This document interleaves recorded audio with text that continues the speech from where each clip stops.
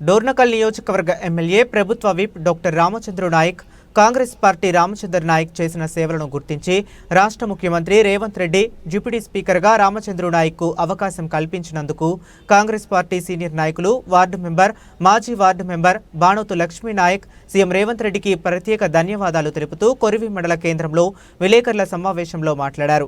Congress party పేదల party అని కాంగ్రెస్ పార్టీతోనే అన్ని నియోజకవర్గ నాయకత్వంలో అందరూ కలిసికట్టుగా పనిచేసి నియోజకవర్గం అని తెలిపారు. తెలంగాణ రాష్ట్ర ముఖ్యమంత్రి యనమల రేవంత్ రెడ్డి గారికి నా హృదయపూర్వక ధన్యవాదాలు. ప్లస్ మా డోర్నకల్ కాన్స్టిట్యున్సీ మరియు యావత్ తెలంగాణ స్టేట్ నుంచి కూడా యావత్ తెలంగాణ స్టేట్ ప్రజలు కూడా చాలా హర్ష వ్యక్తం చేస్తున్నారు. ఎస్టీ వాళ్లకు సముచిత స్థానం కల్పించారు కాబట్టి డిప్యూటీ స్పీకర్ అనే పదవి మన డాక్టర్ రామచంద్ర నాయక్ గారికి ఇవ్వటం హర్ష వ్యక్తం చేస్తున్నాం. చాలా శుభప్రదం. మళ్ళీ ముఖ్యమైనది ఏంటంటే పేదవారికి అన్నం గతంలో ఏ ప్రభుత్వం వచ్చినా కూడా సన్న బియ్యం ఇస్తామని చెప్పారు తప్ప ఇవ్వలేదు. ఈరోజు ముఖ్యమంత్రి గారు వారి మీద ప్రేమ ఉంచి ప్రేమతోటి పెద్ద కొడుకై పేదవారికి అన్నదానం మహా గొప్పదని ఆలోచించి సన్న బియ్యం ఇవ్వడం జరిగింది. అది చాలా అనుకూలమైన విషయాలు. ఆ కార్యక్రమాన్ని ఎవరు చేయలేదు, చేస్తామన్నారే తప్ప కానీ చేయలేదు. ఇందిరమ్మ ఇల్లు కూడా పేదవారికి ఎంతో అవసరమైంది. ఇల్లు లేని వాళ్ళకి అది న్యాయపరమైన వ్యవహారం. అది ఒకటి. రేషన్ కార్డులు ఇవ్వటం ఎవరు ఇవ్వలేదు, ఏ గవర్నమెంట్ కూడా ఎప్పుడు ఇవ్వలేదు. అది కూడా న్యాయపరమైన వ్యవహారం కాబట్టి అన్ని ఆలోచించి ముఖ్యమంత్రి గారు పేదవారి మీద చాలా ప్రేమతోటి ఆయన అన్ని నిత్యకృత్యంతో వ్యవస్థ ఆలోచించే ఆయన అన్ని ఆలోచన పనులు ఆలోచించే ఈ పేదవారికి ఇవన్నీ కల్పించడం జరిగింది.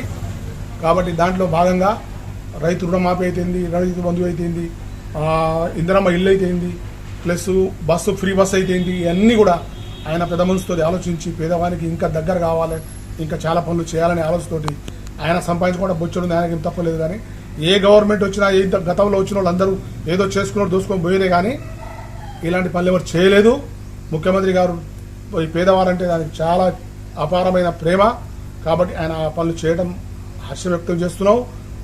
ముఖ్యంగా మా రామచంద్ర నాయక్ గారికి డాక్టర్ రామచంద్ర నాయక్ గారికి ఆ డిప్యూటీ స్పీకర్ పదవి ఇవ్వడం మా డోర్నకల్ కాన్స్టిట్యున్సీ తరఫున మా ముఖ్యంగా లంబాడి తరఫున చాలా హర్ష వ్యక్తం చేస్తున్నాం. ఆయనకు శుభ వందనాలు చేస్తున్నాం. మరి మా రామచంద్ర నాయక్ గారు కూడా డోర్నకల్ కాన్స్టిట్యున్సీలో రైతులను కానీ పేదవారిని కానీ కార్యకర్తని కానీ కింది స్థాయి ఉన్న కార్యకర్తని కూడా మంచిగా చూసుకోవడం జరుగుతుంది. గతంలో కాకుండా ఇప్పుడు ఎవరు ఫోన్ చేసినా కూడా ఏ టైం అంటే ఆ టైం ఆయనే మళ్ళీ ఆలోచించి మళ్ళీ ఫోన్ చేసి రెస్పాన్స్ అయ్యి రాత్రి కావచ్చు పగలు కావచ్చు ఆ రైతు కార్యకర్తలను కంటికి రెప్పలా చూసుకుంటున్నాడు. కాబట్టి ఆయన మరి 5-10 సంవత్సరాలు కాదు, కాంగ్రెస్ పార్టీ మళ్ళీ 10-15 సంవత్సరాలు మేము ప్రభుత్వంలో ఉంటాం. మరి కాంగ్రెస్ పార్టీ గెలుస్తుంది, మళ్ళీ ముఖ్యమంత్రి రేవంత్ రెడ్డి గారే అవుతారు అనేది ఇప్పుడు పబ్లిక్లో బాగా వాయిస్ బాగా చుచ్చుకుపోయిన వ్యవహారాలు ఉన్నాయి.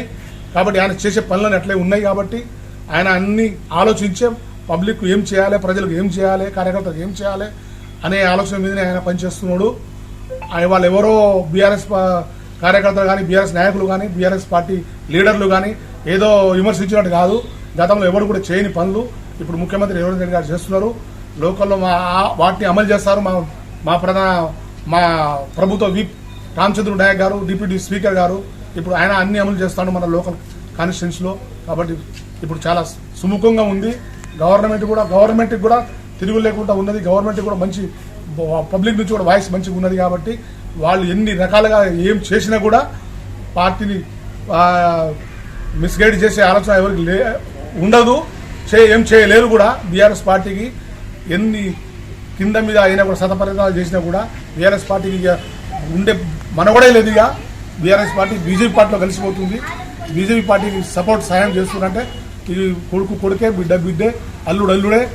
ఇక కేసీఆర్ అయితే పని అయిపోయింది. ఇక ఆయన అయిపోయినా కూడా వాళ్ళకు ఇంకా బుద్ధి రావట్లేదు. ఆయన చేసే ఇప్పుడు ఆ ప్రాజెక్టులో కట్టిన బాబు కొన్ని కోట్ల డబ్బులు మొత్తం ఖరాబ్ చేసిరు, మొత్తం పబ్లిక్ సొమ్ము మొత్తం ఖరాబ్ చేసిరు. కాబట్టి వాళ్ళకు బుద్ధి చెప్పే రోజులు గతంలో ఏడలు కూడా బొందదు దాంట్లో పెట్టిడు, మళ్ళీ కూడా పెట్టేస్తారు.